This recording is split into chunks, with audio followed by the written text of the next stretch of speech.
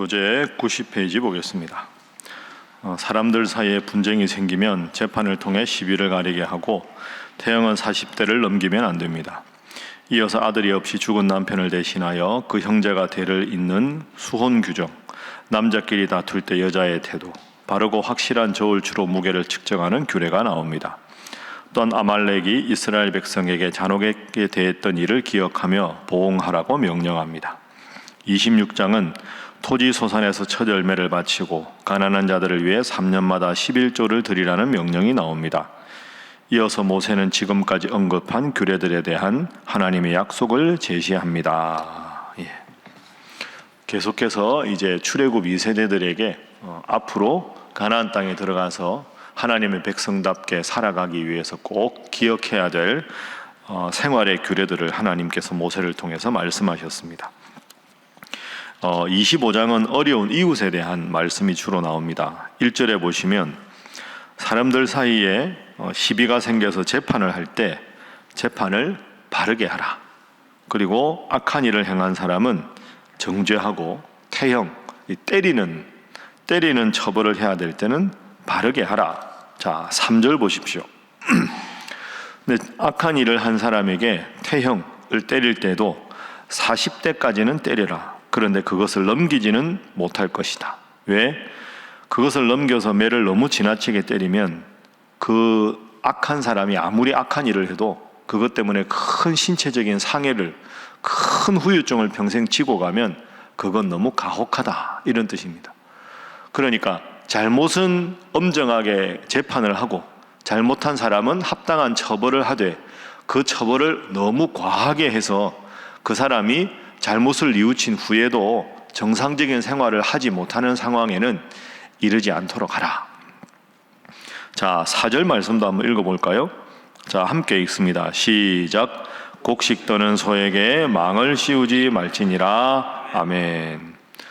곡식을 떤다는 건 곡식의 알곡과 껍데기를 분리하는 거죠. 그 일을 하는 걸 힘이 좋은 소에게 시켰는데 그렇게 소를 열심히 부리고 나면 소도 배가 고플 거 아닙니까? 그럼 소도 먹을 걸 줘야 되는데 못 먹게 곡식 좀 이렇게 따로 떼서 먹을 수 있는 걸 줘야 되는데 그거 못하게 입에 망을 딱 씌워라. 그래서는 절대로 안 된다. 말 못하는 소라도 일을 시킨 다음에 먹을 것을 주어라. 열심히 일 시킨 다음에 입에다가 망을 씌워서 소가 배고프지 않게 하라. 참 하나님의 명령이 참 말씀드리지만 자상하지요. 우리는 하나님 하면만 능력의 하나님, 엄하신 하나님 이런 것만 생각하는데 이 신명기 말씀을 자세히 읽어보면 위대하고 대단한 하나님이시지만 도리어 얼마나 동시에 자상하고 아주 섬세하게 배려하시는 분인지를 알 수 있습니다. 이어서 5절부터 보십시오. 형제들이 함께 살고 있는데 형제 중에 하나가 죽고 아들이 없는데 그러면 아내는 어떻게 할 거냐? 쉽게 말하면 이런 거죠. 옛날에 우리가 국사 시간에 배운 형사취수 이런 한자가 있는데 예를 들어 형이 있는데 형이 있으면 이제 형의 부인이 형수 아닙니까? 동생 입장에서 보면 형이 안타깝게도 갑자기 돌아가셨어요. 그럼 이 형수는 지금부터 3500년 전에 그 당시에는 남성이 용사가 되고 남성이 나가서 일을 하고 이러면 아들이 몇 명인가가 그 집안에 그리고 그 아내 이 형수의 앞으로의 삶의 가장 결정적인 요소인데 대를 이어서 낳을 아들이 없이 남편이 죽었다. 그러면 동생이 그 형수와 동침을 해서 처음 낳은 아들은 형수의 아들로, 그러니까 형의 이름을 따서 형수가 그 큰아들을 통해서 계속 삶을 보장받게 하라. 이런 뜻입니다. 그러니 여러분 젊어서 결혼을 했는데 한쪽 배우자가 돌아가시면 그 얼마나 마음이 힘들고 어렵겠습니까? 그때도 자손들을 잘 이렇게 앞으로도 이어서 어렵지 않도록 힘들지 않도록 배려하라. 그러니까 전체적으로 다 하나님 앞에서 배려하라 이런 뜻입니다. 그리고 첫 번째 기도 제목은 어려운 이들을 따뜻하게 환대하게 하소서 하는 것입니다. 어려운 이들을 따뜻하게 환대하게 하소서. 그러니까 성경 말씀에 하나님의 율법이 딱 두 가지죠. 하나님 사랑, 이웃 사랑. 이웃 사랑에 대한 말씀을 계속 합니다. 그런데 그 이웃의 범위가 우리 집안 사람들 뿐 아니라 나쁜 짓을 한 악한 사람들 그뿐 아니라 말 못하는 새에게까지도, 이 소에게까지도 그렇게 하라. 한 달 좀 더 됐습니다. 제가 구역 모임 때 간단하게 한번 말씀드렸는데, 우리 동네에 있는 교회인데 상가에서 열심히 잘 하시는 젊은 목사님인데 그 상가에서 부득이하게 나오게 됐습니다. 계약 기간이 끝나고 어디를 옮기기로 했는데 그게 잘 안 됐습니다. 그럼 상가에서는 나와야 되는데 옮기기로 한 데를 옮길 수 없는 상황이 된 겁니다. 교회가 역사가 짧은 교회도 아닙니다. 그 이제 우리 시찰의 목사님들 모여서 이제 교회 근황도 이야기하고 기도 제목도 나누는데 그 기도 제목을 나누는 겁니다. 신학교 때 저한테 배운 제자 목사님이거든요. 목사님 큰일 났습니다. 이 상가는 비워야 되는데 나와야 되는 날짜는 정해져 있고 교인들은 모이는데 옮길 만한 상가는 없고, 근데 계약 기간이 있으니까 무조건 비워야 됩니다. 아유, 얼마나 딱합니까? 그러니 그런 일이 생기니까 모두가 함께 합의해 놓고는 목사님 보고 책임지라고. 교인들이 목사님이 미워서 그랬겠습니까? 목사님이 책임자니까. 그러니 이 목사님은 교회는 나와야 되고 새로 갈 곳은 안 구해지고 구하려니 돈이 너무 비싸고, 그럼 어떡합니까 주일날? 아유, 그런 딱한 사정을 듣고 이제 우리가 간절히 기도했는데, 요즘에는 오후 예배가 소그룹으로 하고 우리처럼 오후에 예배 안 드리는 교회가 많지 않습니까?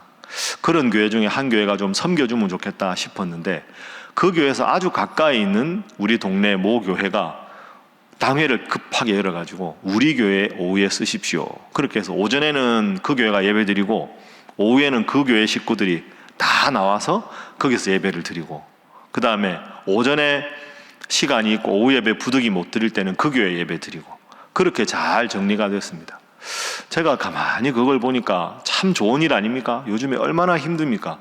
그런데 그때 마침 우리 교회 여전도회가 이렇게 열심히 1년 동안 회비를 모으다가 정기총회 하기 전에 회비 모았는데 선교나 어려운 교회에 꼭 필요할 경우가 있어서 그걸 회장단이 저한테 가지고 왔습니다. 그래서 제가 이런 취지를 후에 말씀드리고 그 선교금 중에 일부를, 그러니까 여기 교회는 나왔는데 오후 예배 더부살이 하는데 뭐 책상이 제대로 있겠습니까? 의자가 제대로 있겠습니까? 그렇다고 교인들은 불편해하는데 이거 필요합니다 할 수는 없고, 그래서 제가 이제 그 회장단에게 잘 말씀드리고 그 목사님께 모 선교회가 이렇게 열심히 기도하고 선교를 위해서 도왔는데 우리보다 어려운 교회가 있어서 그 선교회 이름으로 돕습니다 하고는 우리 교회 재정을 넣어서 재정을 통해서 이제 그 교회에다가 입금을 해 주었습니다. 목사님이 얼마나 좋아하는지 모릅니다. 우리 교회에서 오후 예배를 드리진 않지만 그분이, 야, 목사님 우리가 이렇게 어려운데 가까운 교회가 열심히 도와주고 신일교회가 그렇게 도와주셔서 참 감사합니다. 여러분, 이런 일은 뭐 주보에 낼 일도 아니고 광고할 일도 아닙니다. 저는 개인적으로 막 이렇게 우리가 돕는 교회에서 아주 적은 액수를 도와주는데 막 수십 개 수백 개 주보에 쓰는 것보다 꼭 필요한데, 사실 좀 죄송한 표현인데 생색은 별로 안 나는데 진짜 필요한 일, 피눈물 나는 일, 그런데 그 일은 별로 드러나지 않는 일, 그런 일이 참 우리 교회에 주신 사명이 아닌가 그렇게 생각합니다. 오늘 본문에 보면 말 못하는 소가 배고픈데 염을 더 주고 먹을 거 더 줬다고 소가 뭐 입을 벌려서 감사하겠다고 하겠습니까? 그러나 하나님의 관심은 잘 되고 이름 나고 부자, 그게 아니라 가난한 사람, 끼니를 걱정하는 사람, 말 못하는 짐승애까지, 그리고 배우자가 일찍 돌아가셔서 사별의 슬픔 속에 전전긍긍하는 외로운 이 여인에게까지 하나님의 관심이 있다 생각하고, 우리가 어떻게 하면 그들을 잘 도울 것인가, 여러분도 어떻게 하면 더 하나님의 사랑을 그들에게 전할 것인가 생각해서 우리 교회를 통해, 여러분을 통해 더 주님의 사랑이 넘쳐나는 귀한 교회가 될 수 있기를 주님 이름으로 부탁합니다. 자, 이어서 13절부터 보겠습니다. 사회 속에서 어떻게 살아라 하는 말씀 보십시오. 자, 13절 말씀, 14절 말, 너는 내 주머니에 두 종류의 저울을 두지 말아라. 큰 것 작은 것 두고 큰 거 쓰는 척하고 작은 거 써가지고 이윤을 남기려고 하지 마라. 14절, 집에 돼, 돛박에 돼도 큰 것 작은 것 두지 마라. 공정하게 하라 이거죠. 15절 말씀 함께 읽습니다. 시작. 오직 온전하고 공정한 저울추를 두며 온전하고 공정한 되를 둘 것이라. 그리하면 내 하나님 여호와께서 내게 주시는 땅에서 내 날이 길리라. 아멘. 온전하고 공정하게 하라 이런 뜻입니다. 그래서 두 번째 기도 제목은 올바르고 공정한 삶을 살게 하소서 하는 것입니다. 올바르고 공정한 삶을 살게 하소서. 그러니까 장사하는 사람들이 저울 잘못 이렇게 눈가림으로 속여서 안 된다 이런 뜻이죠. 모든 일에 공정하게, 모든 일에 투명하게 그렇게 해야 된다. 그래야 이스라엘 백성들이 한 마음으로 잘 가지 않겠습니까? 괜히 막 바가지 씌우고 이거 이렇게 팔면 남는 거 없다 그러고는 잔뜩 챙기고 그러다 보면 서로 갈등이 일어나지 않겠습니까? 공정하게 투명하게 하라 이런 뜻이죠. 그런 의미에서 보면 저는 교회 와서 우리 교회가 지금 전자결제를 하고 있습니다. 그러니까 전자결제는 그 당회원, 재직회 맡은 분들, 기한하는 분들, 위원회 속한 분들은 다 보거든요. 저는 앞으로 한국교회는 다 전자결제로 가야 된다고 생각합니다. 그러니까 담임 목사가 결제했다고, 재정위원장님이 결제했다고, 기한자가 결제하는 게 아니라 누구든지 그 결제 선상에 있는 분들은 그 모든 내역을 다 보고 다 믿어줄 수 있는, 그게 하나 공정한 거죠. 방금 제가 말씀드렸지만 여선교회 임원이 그렇게 저한테 헌금을 가져와도 저는 결코 그걸 목사님께 바로 전달하지 않습니다. 그 근거가 필요하지요. 그럼 그걸 받아서 재정부로 넘겨서 기한을 해서 이번에 들어온 이 금액은 어느 교회 이런 항목으로 얼마, 여기는 얼마, 그래서 다 기한해서 보냅니다. 이게 작은 거지만 여러분이 저를 의심한다는 게 아니라 작은 거 하나에 공정하고 투명한 게 그래서 필요한 거죠. 여러분, 신앙생활은 늘 말씀드리지만 우리가 느헤미야에서 본 대로 생활신앙으로 연결돼야 합니다. 따라합니다. 신앙생활을 생활신앙으로. 그래서 하나님 말씀대로 딱 받고 기도하고 세상 속에 나가서는 공정하게 추를 속이지 말고 양심껏 바르게 예수 믿는 사람답게 그렇게 살아가라 하는 것이 오늘 말씀입니다. 오늘 말씀대로 공정하고 투명한 우리 교회가 되고 또 여러분 한 분 한 분이 건강한 생활신앙인 되기를 주님 이름으로 축복합니다. 자, 이어서 26장 말씀 보겠습니다. 26장 말씀에 보면 하나님 앞에서 수학이 있을 때 어떻게 하라 하는 말씀이 있습니다. 26장 2절에 보면 내 하나님 여호와께서 내게 주신 땅에서 그 토지의 모든 소산의 만물을 거둔 후에 그것을 가져다가 광주리에 담고 내 하나님 여호와께서 그의 이름을 두시려고 택하신 곳으로 그것을 가지고 가서 그때 제사장에게 나아가 그에게 이르기를 내가 오늘 당신의 하나님 여호와께 아뢰나이다 하고는 하나님이 주신 것을 하나님께 봉헌하는 것이 필요하다. 그러니까 하나님께서 수확을 하게 하셨으면 그것을 하나님 앞에 먼저 바치는 것이 필요하다. 26장 10절에도 보십시오. 여호와여 이제 내가 주께서 내게 주신 토지 소산의 만물을 가져왔나이다. 만물은 처음 난 것, 더 중요한 건 가장 값지고 귀한 것을 하나님께 바치라. 그렇게 하면 12절 하나님을 위해서 제사장을 위해서 레위인을 위해서 쓰고 또 3년째 해 11조는 가장 힘들고 어려운 사람들인 객과 고아와 과부에게도 주어서 쓰게 하라. 그러니까 하나님 앞에 바친 것은 하나님을 위해서 전적으로 사용하는 삶을 드리는 레위인들을 위해서 그들의 생활을 보장하고 또 가난한 자들을 위해서 써라. 그게 가능하기 위해서는 하나님 앞에 구별해서 봉헌을 드리는 것이 필요하다. 만물, 가장 중요한 것, 가장 좋은 것, 그것을 떼어서 먼저 하나님 앞에 드리는 것이 필요하다. 세 번째 기도 제목입니다. 기쁘게 봉헌하는 삶을 살게 하소서 하는 것입니다. 기쁘게 봉헌하는 삶을 살게 하소서. 여러분, 하나님이 늘 말씀드리지만 돈이 필요한 분이 아닙니다.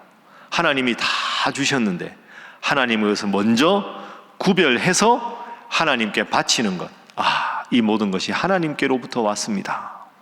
얼마나 이게 아름답고 귀한 일입니까? 여러분 여기 보시죠. 오르간 새로 왔습니다. 모르셨죠? 그게 더 커졌잖아요. 새로. 근데 이거 이제 조율도 해야 되고, 이번 주일은 오르가니스트들이 다 조율을 하고, 이번 주일 지나서 12월 첫째 주쯤에는 헌금송을 오르간으로 하기로 했습니다. 제가 주일날 말씀드렸죠. 교회가 이런 거 하나 하는 것도 재정이 없어서 그런 게 아닙니다. 교회를 위해서, 예배를 위해서 구별된 귀한 악기니까 여러분 오르간 봉헌원과 함께 합시다. 이런 것도 재정을 여러분들에게 뭐 이렇게 한다, 그게 아니라 하나님 중심으로, 예배 중심으로, 예배를 위해서 구별된 거룩한 악기를 위해서 내가 얼마가 중요한 게 아니라 하나님 앞에 드리는 마음이 중요하다 하는 거죠. 여러분 그런 의미에서 오늘도 승리하신 겁니다. 새벽에 첫 시간을 딱 떼서 하나님 앞에 드린 거죠. 방금 말씀대로 하면 토지 소산의 만물을 하나님께 먼저 드리고 시작합니다. 이 습관 평생 간직하시고, 첫 시간을 하나님께, 첫 예물을 하나님께, 하나님 앞에 예물 드리는 일 기뻐해서 바친 것보다 더 많이 30배, 60배, 100배 하늘로부터는 큰 복과 은혜를 체험하는 여러분 다 되시기를 주님 이름으로 축복합니다. 기도하겠습니다. 하나님, 오늘 말씀 기억하며 우리가 교회의 이름으로 우리들 각자가 우리 성도들 중에 어려운 분들, 그리고 우리가 돌보아야 될 분들을 따뜻하게 배려하며 섬겨 주님 사랑 전하여 그들 주님 안에서 더 믿음 생활 잘하고, 또 주님 안에서 믿음 생활 시작하는 작은 그런 분들 되게 인도하여 주시고, 공정하고 투명하게 교회 재정이 잘 집행되고, 또 우리의 삶에서도 주님 앞에 구별하여 예물 드리는 일을 기뻐하며 그리하여 더 큰 은혜와 복을 누리며 살아가는 성도가 되게 하여 주시옵소서. 우리 함께 기도합니다. 주여 믿습니다. 주여 믿습니다. 주여 믿습니다.